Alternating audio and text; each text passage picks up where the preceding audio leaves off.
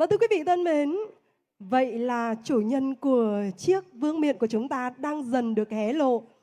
Và khoảnh khắc mà tất cả chúng ta mong chờ nhất trong buổi tối ngày hôm nay cũng đang đến rất gần rồi.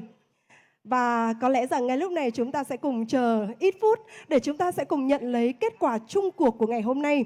Tuy nhiên rằng như Bé Lê cũng đã chia sẻ ngay từ đầu, đó chính là sự xuất hiện của những cô gái, những doanh nhân của chúng tôi ở trên sân khấu này. Thì trong lòng của tất cả quý vị đã đều có hoa hậu của riêng mình đúng không ạ?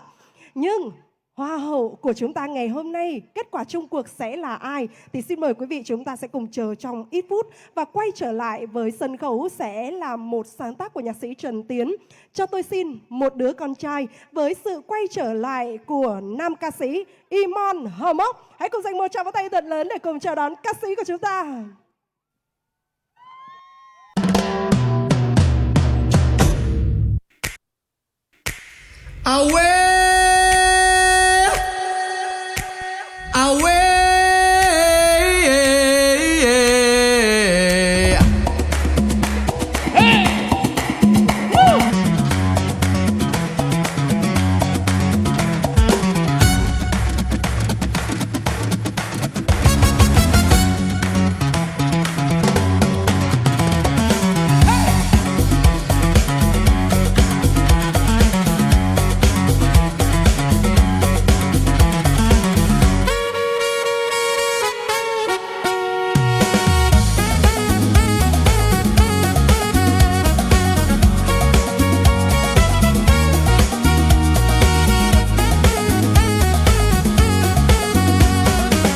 Em ơi cho tôi một đứa con trai à.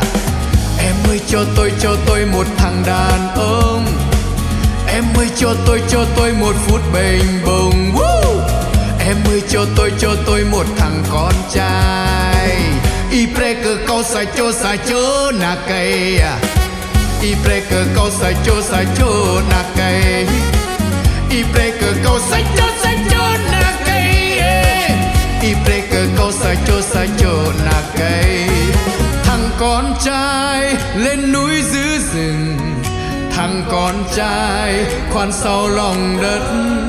Thằng con trai nhân ái với mọi người. Là con trai biết yêu thương vợ mình. Hãy cho tôi yêu em. Hãy cho tôi yêu em. Như nước sông rừng già. Như nước sông rừng già. Như suối sông Đại Ngàn. Thằng đàn ông yêu em xưa như cọp điên. Yeah yeah yeah. Yeah yeah yeah. Woo. Yeah yeah yeah. Yeah yeah yeah.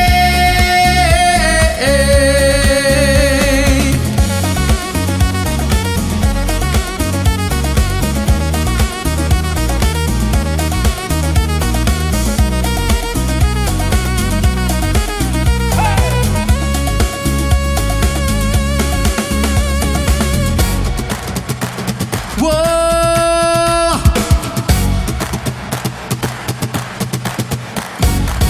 Em ơi cho tôi một đứa con trai à. Em ơi cho tôi một thằng đàn ông. Em ơi cho tôi một phút bềnh bồng. Em ơi cho tôi một thằng con trai. Y preke kau sacho na cây à. Y preke kau sacho na cây. Y preke kau sacho na cây. Y preke kau sacho na cây. Thằng con trai lên núi giữ rừng. Thằng con trai lang thang biển khơi. Thằng con trai như chim hót gọi bầy. Là con chim không sống trong tù đầy. Hãy cho tôi yêu em. Hãy cho tôi yêu em. Như nước sông rừng già. Như nước sông rừng già. Như suối sông Đại Ngàn. Thằng đàn ông yêu em xưa như cọp điên. Yeah yeah yeah. Yeah yeah yeah. Woo. Yeah yeah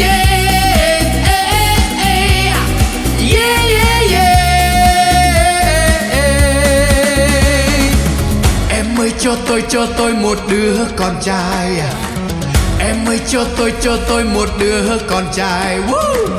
Em ơi cho tôi một đứa con trai. Em ơi cho tôi một đứa con trai. Yeah, yeah, yeah, yeah. Woo!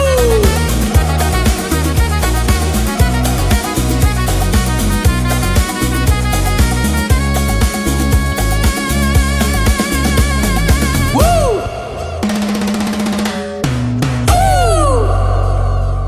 Vâng, xin cảm ơn rất nhiều ạ. Vâng, xin được cảm ơn nam ca sĩ Imon Hờ Bóc đã mang đến cho tất cả quý vị với một sáng tác vô cùng tuyệt vời của nhạc sĩ Trần Tiến, ca khúc Cho tôi xin một đứa con trai.